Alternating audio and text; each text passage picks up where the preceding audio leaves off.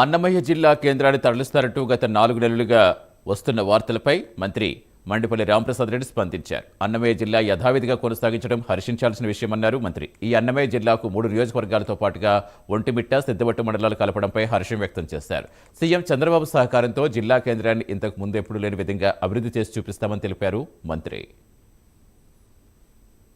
గత 3-4 నెలల నుంచి ఎన్నో ఊహాగానాలు రాయచోటి పట్టణాన్ని జిల్లా కేంద్రంగా తీసేస్తారు, అన్నమయ్య జిల్లా విభజన చేసిన తర్వాత మదనపల్లి జిల్లా ఏర్పడుతుంది, ఈ యొక్క జిల్లా కేంద్రాన్ని కూడా వేరే దగ్గరికి మారుస్తారు అనే దాన్ని ఊహాగానాలను చెక్ పెడుతూ రాష్ట్ర ప్రభుత్వం ఏదైతే ఉన్నత స్థాయి మంత్రి ఉపసంఘాన్ని వేసిందో ఆ సంఘం వారి యొక్క ఆలోచన, అలాగే ఇక్కడున్న పరిస్థితులు భౌగోళికంగా, రాజకీయంగా, అలాగే ఇక్కడున్న ఎమోషన్స్ని బట్టి కూడా ఒక నిర్ణయం తీసుకోవడం జరిగింది.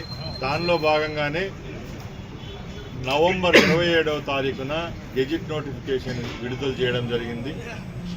ఆ గెజిట్ నోటిఫికేషన్లో 3 కొత్త జిల్లాలు రావడం, మదనపల్లి, మార్కాపురము, అలాగే పోలవరం జిల్లాలను ఏర్పాటు చేయడం, ఇక్కడ అన్నమయ్య జిల్లా ఏదైతే ముందు ఏర్పడిందో ఆ జిల్లా కేంద్రాన్ని యథాస్థితంగా పెట్టడం,